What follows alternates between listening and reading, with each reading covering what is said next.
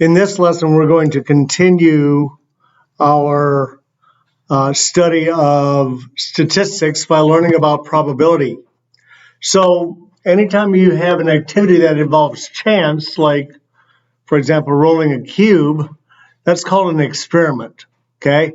And every time you roll that cube, or you observe somebody else rolling the cube, that's called a trial, and each result from a trial is called an outcome.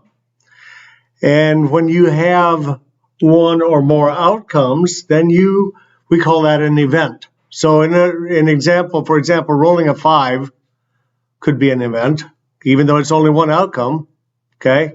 Or rolling an even number, 2, 4, 6. That's more than one outcome, could also be an event. So an event is having a set of either one or more outcomes. All right. So now the probability of an event, written as capital P with event in parentheses. So the event would be, in the above example, rolling a 5 or rolling an even number. That would be written inside the parentheses, is a measure of how likely an event is to occur. A simple event has a single outcome. A compound event is 2 or more simple events. The key here is that probability is measured between 0 and 1. Sort of like how if we write a percent, we usually write it as a decimal between 0 and 1. Now, the probability, you can write it as a fraction or as a decimal, or you can write it as a percent, or you can just do what we're planning on doing is just saying, is it likely to happen or is it not likely to happen, or any variation around that, okay? So pause the video, copy this into your notes.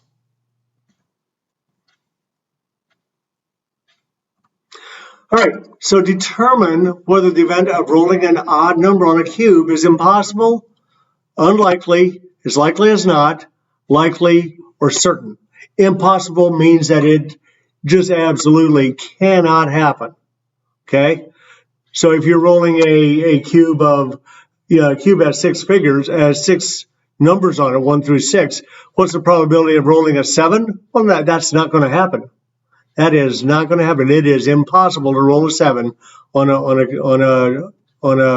a dice, okay?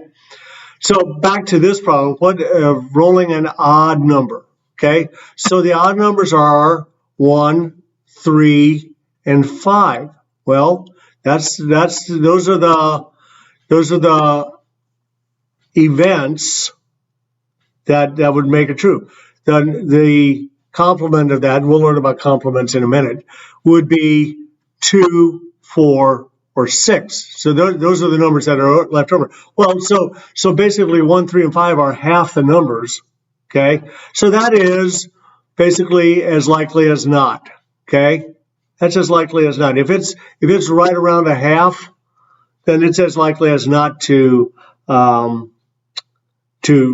happen. Okay, flipping a coin and landing on a head, that's as likely to happen as not, because there's only, you're either going to land on a head or you're going to land on a tail. Determine the event of rolling a number less than 2 on a number cube. Well, less than 2, there's only one number that's less than 2. That's a 1. Okay, so that's the event. Okay, so rolling a 1 would be the event. The non-event or the complement would be 2, 3, 4, 5, or 6. So obviously there's a lot more non-events than there are events. But can you roll a 1? Oh yeah, you can. But it's unlikely that you're going to roll a 1 if you just roll it once. Okay? All right. Determine whether the event of rolling a 3 or more. Well, so here the event is rolling a 3 or more. So it's 3, 4, 5, or 6. Well, so that's the event. The complement on that is rolling a 1 or a 2. okay? So that's more than half, but it's not certain. I mean, you can roll a 1 or a 2. So it's likely that you're going to roll a 3, 4, or 5, 3, 4, 5, or 6, okay, on the one roll. Okay, so that would be a likely. In the event of rolling a 6 or more, well, obviously a 6 or more, the only one there is nothing bigger than a 6. So the 6 would be the event, rolling a 6, okay? And the other ones would be 1, 2, 3, 4, or 5. And so that is unlikely that you're going to roll a 6 or more, okay? All right, a 3 or more. I thought we just did that. We did. Okay, so we're going to skip that. Okay, so when a number cube is rolled, either a 5 will be rolled or something else is going to be rolled. Either a 5 will be rolled or it will not. So rolling a 5 and not rolling a 5 are examples of complementary events. I referred to it earlier. The complement of an event is a set of all outcomes that are not the event. I just previously called it a non-event, okay? But because it's certain that either that event's going to occur or its complement is going to occur when you perform an activity, the sum of all the probabilities is 1. So, and that would be like all the probabilities, or you could say 100% of the probabilities. So the probability of event plus the probability of its complement is 1. Okay, pause the video and copy these notes into your notebook. Okay, a bag contains circular chips that are the same size and weight. There are 8 purple, 4 pink, 8 white, and 2 blue chips in the bag. The probability of drawing a blue chip is 2 out of 11. Okay, what's the probability of not drawing a blue chip? Well, I mean, so remember the probability here, the event is the probability of drawing a 2 out of 11 plus the probability of its complement, and I'm just going to call that a C, is equal to 1, okay? So we know that 2/11 plus C is equal to 1, or I'm going to call that just 11 out of 11, okay? And then to find out the complement, or not drawing a blue chip, or not drawing a pink chip, is I'm going to subtract the 2/11, subtract 2/11. These 2/11s cancel out, and the complement, or the probability of not drawing a pink chip, is 9/11. All right? A bag contains circular buttons that are the same size and weight. There are 7 maroon buttons, 3 sky buttons, 5 white buttons, and 5 lavender buttons in the bag. The probability of drawing a sky button is 3/20. Okay, so what's the probability of not drawing a sky button? Okay, so we know, once again, the probability of a sky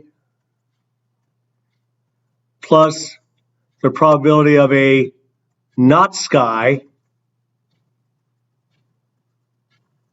is equal to 1. So the probability of a sky is 3 out of 20 plus X is equal to 1, or I'm going to say 20 out of 20. Okay, so I'm going to subtract the 3/20. Okay, subtract 3/20. Okay, and so the probability of drawing a non-sky is 17 out of 20. We would say that this is likely. Okay, that would be likely that we would draw that. Back on the pink one, once again, this also is 9 out of 11. Okay, so that also would be likely. Okay, that you draw something other than a pink chip. Okay. All right. Mandy's science teacher almost always, that's the key word right there, almost always, not always, but almost always introduces a new chapter by conducting an experiment. Mandy's class finished in a chapter on Friday. Should Mandy expect the teacher to conduct an experiment? Experiment next week? Well, she most certainly should. Yeah. So what we can say that it is likely that the teacher will have an experiment.